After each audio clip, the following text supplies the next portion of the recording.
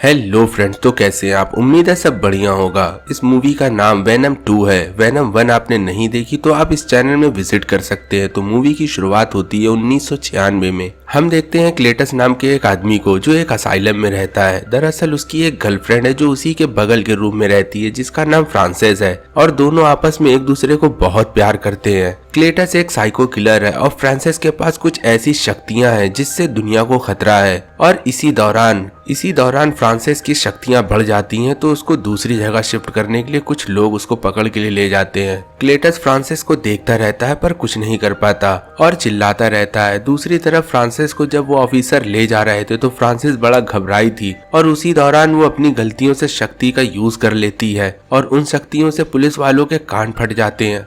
उनमें से एक ऑफिसर फ्रांसिस के ऊपर गोली चला देता है और उसको लगता है कि फ्रांसिस मर जाती है, पर कुछ लोग फ्रांसिस को उठा के एक हाइडआउट में ले जाते हैं और हम देखते हैं अब काफी समय बीत चुका है, 2010 आ चुका है। हमें दिखाया जाता है एडी को जो पुलिस स्टेशन आया है। उसमें से एक ऑफिसर एडी से बोलता है कि तुम्हें क्लेटस ने बुलाया है और वो तुम्ही से मिलना चाहता है। एडी बोलता है ऐसा क्यों, वो मुझसे क्यों मिलना चाहता है। फिर भी एडी क्लेटस से मिलने चला जाता है और क्लेटस से बोलता है तुमने मुझको क्यों बुलाया है, आखिर ऐसी क्या बात है जो तुम्हें मुझसे करनी है। और यहाँ क्लेटस बोलता है मैं चाहता हूँ तुम मेरा इंटरव्यू लो और मेरी कहानी दुनिया के सामने लाओ कि मैंने कितने लोगों का मर्डर किया है। और हाँ, मैं तुमको ये भी बताऊंगा कि वो सारी डेड बॉडी मैंने कहाँ छुपाई है। ये बात सुन के एडी पहले तो खामोश हो जाता है, फिर जेल के वो चारों तरफ दीवारों में देखता है तो बहुत सारी ड्राइंग और बहुत से चलचित्र बने होते हैं और बहुत से ऐसे हिडन मैसेज जो अभी तक किसी को नहीं पता थे। एडी बोलता है ठीक है, मैं इस बारे में सोचूंगा और ये कह के वहाँ से वो निकल जाता है।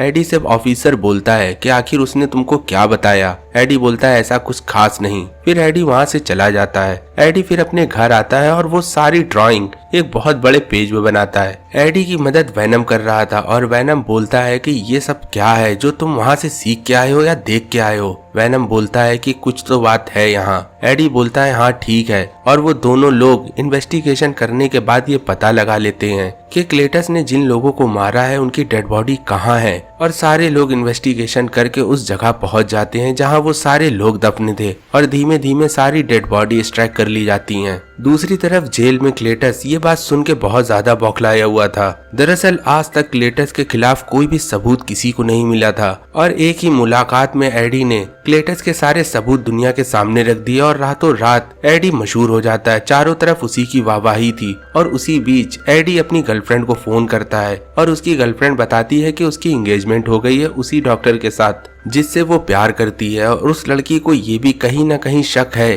कि एडी के पास अभी भी वेनम है। एडी अपने घर में बैठा होता है तभी कुछ लेटर आते हैं उसके पास। दरअसल वो लेटर क्लेटस ने भेजे थे। एडी जब वो लेटर पढ़ता है तो उसमें लिखा होता है कि मैंने बचपने में ही अपने परिवार को मार दिया, तभी मुझे अरेस्ट कर लिया गया, पर मैं बच्चों की जेल में था। वहाँ बहुत सारे बच्चे मुझे परेशान करते थे और मुझे बचाने एक लड़की आई जिसका नाम फ्रांसिस था और जब मैंने उस लड़की को देखा तो मुझे प्यार हो गया और मैं आज भी उससे प्यार करता हूँ। मैं तुमसे केवल एक बार मिलना चाहता हूँ, तुमने मेरी जिंदगी क्यों बर्बाद करी। एडी तो पहले नहीं मानता। वेनम बोलता है नहीं, एक बार जाके मिलो, आखिर वो आदमी तुमसे क्या कहना चाहता है। एडी वेनम के कहने से चला जाता है। लॉकअप में बैठा क्लेटस एडी को बहुत भला बुरा बोलता है। क्लेटस की ये बात सुन के एडी को बहुत बुरा लगता है पर उससे ज्यादा वेनम को बुरा लग रहा था और वेनम क्लेटस के ऊपर हमला कर देता है। एडी उसको मना करते हुए लॉकअप के पास चला जाता है और क्लेटस एडी को पकड़ के उसके हाथ में काट लेता है और अपना एडी अपनी जान बचा के वहाँ से निकलने लगता है। पर यहाँ एक खेल हो जाता है। जब एडी को क्लेटस ने काटा था तो उसका ब्लड उसके मुंह में आ गया था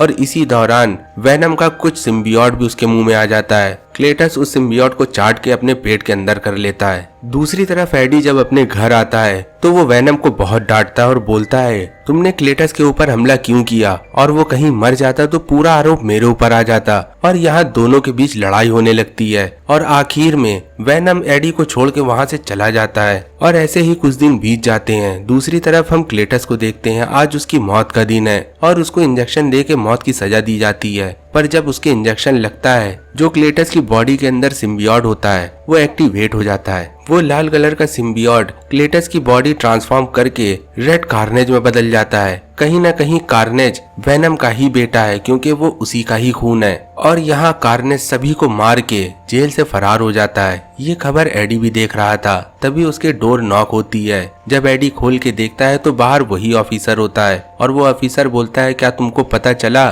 क्लेटस जेल से भाग गया और आखिरी बार तुम ही उससे मिले थे और मुझको लगता है कि तुम ही ने उसको भगाया है। दूसरी तरफ हम क्लेटस को देखते हैं जो कार्नेज से पूरा कवर है और कार्नेज क्लेटस से बात करता है, क्लेटस कार्नेज से बात करता है। जैसे वेनम एडी से बात करता है वैसे ही ये दोनों बात करते हुए एक गाड़ी चुराते हैं। और यहाँ कार्नेज क्लेटस से बोलता है, पूरी दुनिया में एक और सिम्बियोट है जिसका नाम वेनम है, हमने उसको मार दिया तो हम पूरी दुनिया में राज करेंगे। पर यहाँ कार्नेज बोलता है, सब काम से पहले हमें मेरी गर्लफ्रेंड फ्रांसिस को निकालना होगा। दूसरी तरफ हम देखते हैं एडी को, जो वो उसी असाइलम में जाता है जहाँ बहुत साल पहले फ्रांसिस और क्लेटस रहा करते थे। और यहाँ एडी एक पेड़ में उन दोनों का नाम लिखा हुआ देखता है। तभी वो उसी ऑफिसर को फोन करता है और एडी उस ऑफिसर से बोलता है, मुझे आखिर पता चल गया कि क्लेटस कहाँ जाएगा, वो अपनी गर्लफ्रेंड फ्रांसिस के पास जाएगा। ये ऑफिसर को वो पुरानी बात याद आ जाती है। वो बोलता है, उस दिन मैं उसी जीप में था जब उसकी गर्लफ्रेंड मारी गई थी और गलती से मेरे ही हाथ से गोली चली थी। और ये ऑफिसर को ये बात नहीं पता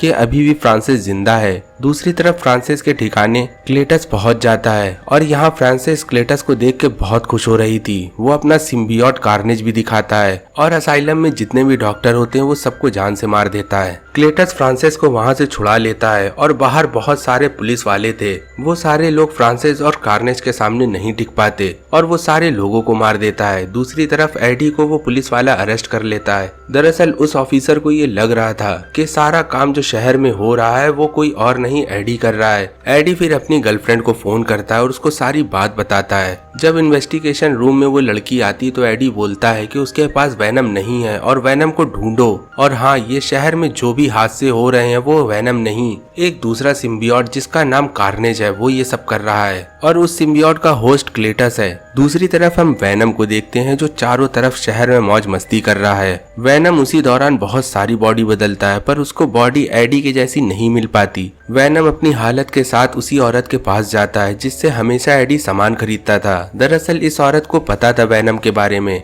वेनम उस औरत से चॉकलेट मांगता है। दूसरी तरफ एडी की गर्लफ्रेंड भी उसी स्टोर में आ जाती है और उस औरत से बोलती है, आखिर वेनम कहाँ है। वो औरत इस लड़की से बोलती है, मुझे नहीं पता कि वेनम कहाँ है और मुझको क्या मतलब है वेनम और एडी से। और ये बात सुन के वो लड़की समझ जाती है वेनम और कोई नहीं इस स्टोर कीपर की बॉडी के अंदर है और सामने उसके वेनम भी आ जाता है। वो तो पहले मानता नहीं है। फिर एडी की गर्लफ्रेंड बहुत मनाने के बाद वेनम को मना लेती है और वेनम भी जाने को तैयार हो जाता है और एडी से मिलने को भी तैयार हो जाता है। वेनम एडी से मिलता है और एडी वहाँ से भाग जाता है। दूसरी तरफ कार्नेज क्लेटस से बोलता है कि मुझे जल्द से जल्द वेनम को खत्म करना होगा, तभी हम इस दुनिया में राज कर पाएंगे। फिर हम देखते हैं फ्रांसिस और क्लेटस वो दोनों वेनम के घर मतलब एडी के घर आते हैं। फ्रांसिस तो एडी के घर चली जाती है पर नीचे क्लेटस खड़ा होता है और पीछे से वो ऑफिसर आ जाता है और उसके ऊपर गन तान देता है। ऑफिसर को देख के क्लेटस एक बार फिर कार्नेज में ट्रांसफॉर्म हो जाता है। एडी के घर में जब फ्रांसिस एडी को ढूंढ रही तो एडी कहीं नहीं दिखता पर उसको वो रिंग मिल जाती है जो उसने अपनी गर्लफ्रेंड के लिए लिया था। फ्रांसिस एडी की गर्लफ्रेंड का घर का पता भी लगा लेती है। फ्रांसिस जब उसके घर जाती है तो उसकी गर्लफ्रेंड को वो किडनैप करके एक चर्च में ले आती है। चर्च में फ्रांसिस और क्लेटस थे जिसमें उन दोनों की शादी होनी थी और ये इनविटेशन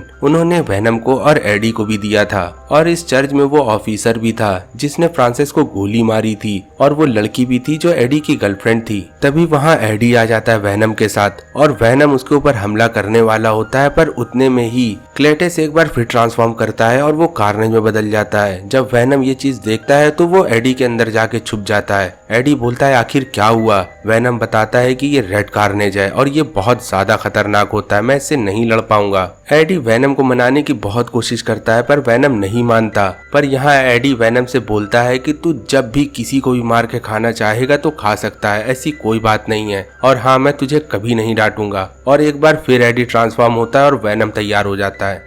वेनम और कार्नेज के बीच बहुत घमासान लड़ाई हो रही थी पर इस लड़ाई में वेनम तो हार रहा था और कार्नेज वेनम के ऊपर हावी हो रहा था। कार्नेज का साथ क्लेटस की गर्लफ्रेंड फ्रांसिस भी दे रही थी, जिसके पास शक्ति थी सुपरसोनिक साउंड की, और जब वो आवाज निकाल रही थी तो कार्नेज को बहुत ज्यादा डिस्टर्ब हो रहा था। फ्रांसिस की ऐसी आवाज सुन के कार्नेज उसको धक्का दे देता है और वो बहुत दूर जाके गिरती है और एक बार फिर उन दोनों के बीच में लड़ाई होती है। कार्नेज बहुत मारता है वेनम को। वेनम भी कोशिश कर रहा था जीतने की, पर वो जीत नहीं पा रहा था। इसी लड़ाई की अफरा तफरी में चर्च का घंटा बजने लगता है, जिससे चारों तरफ आवाज होती है और इसी आवाज की वजह से कार्नेज और वेनम उनकी बॉडी से अलग हो रहे थे। दरअसल सिम्बियोट को कोई भी आवाजें पसंद नहीं है, फिर वो चाहे कैसी भी हों, और जैसे जैसे वो घंटे की आवाज कम होती है वैसे एक बार फिर उनके बॉडी में अंदर सिम्बियोट आ जाते हैं। क्लेटस के अंदर कार्नेज आ जाता है और एडी के अंदर वेनम आ जाता है और एक बार फिर से लड़ाई शुरू होती है। लड़ाई के दौरान कार्नेज एडी की गर्लफ्रेंड को ऊपर ले जाता है और ये चीज एडी भी देख लेता है। कार्नेज जब चर्च के ऊपर चढ़ रहा था तो बहुत बड़े बड़े पत्थर नीचे गिराता है और ये पत्थर वेनम के ऊपर आके गिरते हैं, जिससे वो पत्थर के नीचे वेनम आके फंस जाता है। वेनम एडी से बोलता है कि वो बहुत ज्यादा ताकतवर है, हम उससे नहीं जीत पाते। पर यहाँ कार्नेज तो उस लड़की के पास जा रहा था जिसका वो होस्ट बना था, मतलब क्लेटस की गर्लफ्रेंड के पास। दरअसल ये लड़की बहुत तेज गाना गा रही थी और ये बात डिस्टरबेंस हो रही थी कार्नेज को, और कार्नेज उसको बेहोश कर देता है। जब क्लेटस ये चीज देखता है तो वो कार्नेज से बोलता है मेरी बॉडी से बाहर निकलो, पर अब कुछ नहीं हो सकता। कार्नेज ने पूरी तरह से क्लेटस की बॉडी में कब्जा कर लिया है। दूसरी तरफ वेनम अपने आप को पत्थर के नीचे से निकाल लेता है और वो ऊपर जाने लगता है। कार्नेज जब ये चीज देखता है तो वो एडी से बोलता है कि ऊपर मत आओ, नहीं तो मैं एडी की गर्लफ्रेंड को फेंक दूंगा, और वेनम बोलता है नहीं हम ऊपर नहीं आ रहे। फिर भी कार्नेज उसकी गर्लफ्रेंड को नीचे फेंक देता है। वेनम जैसे तैसे करके एडी की गर्लफ्रेंड को बचा लेता है और धीमे धीमे अपने बायो सिम्बियोट से उस लड़की को नीचे भेज देता है, पर ऊपर कार्नेज उसको बुरी तरह से मार रहा था और उस लड़ाई में वेनम बहुत ज्यादा जख्मी हो जाता है। हम देखते हैं कि फ्रांसिस को भी होश आ जाता है। एडी बोलता है कि एक बार चिल्लाओ, मुझे जीतना है इससे, क्योंकि तुम्हारे प्यार मतलब क्लेटस को भी वो कब्जे में करे है। और यहाँ वो लड़की जैसे चिल्लाने वाली होती है उतने में ही कार्नेज उसको धक्का दे देता है, पर वो अपनी जान की फिक्र ना करते हुए एक आखिरी बार बहुत तेज चिल्लाती है और यहाँ क्लेटस कार्नेज से अलग हो जाता है और यहाँ वेनम एडी से अलग हो जाता है। और जैसे ही वेनम एडी की बॉडी पाता है वो एक बार फिर से वेनम में बदल जाता है, और कार्नेज जब क्लेटस की बॉडी की तरफ बढ़ रहा था तो उसने अपना हाथ पीछे कर लिया, तो यहाँ वेनम कार्नेज को पकड़ के खा जाता है और वो दोनों लोग एक बार फिर दुनिया को बचा लेते हैं और वेनम क्लेटस को भी खत्म कर देता है। वेनम एडी को वहाँ से निकाल लेता है और निकालने के बाद वो दोनों घूमने जाते हैं बीच में, तो वेनम उससे बात करता है। एडी से बोलता है तुमको क्या पता है मैं कहाँ से आया हूँ? मैं तुमसे बहुत समय से पूछ रहा हूँ पर तुम बताते कहाँ हो? तो यहाँ वेनम बोलता है मैं अब बताता हूँ कि मैं कहाँ से आया हूँ। पर उतने में ही वेनम और एडी वो दोनों कहीं टेलीपोर्ट कर जाते हैं। एडी की जब आँख खुलती है तो वो एक होटल के बेडरूम में था और उसके सामने टीवी चल रही थी। टीवी में जेम्स जोनास जॉनसन बोलते हैं कि स्पाइडरमैन का नाम पता चल गया और वो कहाँ रहता है, और ये पूरी खबर वेनम और एडी भी देख रहे थे। अब यहाँ वेनम स्पाइडरमैन के यूनिवर्स का भी एक भाग बन चुका है और वेनम एक बार सोचता है कि आखिर ये बंदा कौन है। अगर आपको इसके आगे का पार्ट देखना है तो आप इस चैनल को सब्सक्राइब जरूर करें, वीडियो को लाइक करें और कमेंट्स में आप हमें बताएं कि आपको ये वीडियो कैसी लगी। और अगर आपको इसका पहला पार्ट देखना है आप डिस्क्रिप्शन में जाके इस मूवी को एंजॉय कर सकते हैं। मिलते दूसरी वीडियो में, तब तक के लिए गुड बाय।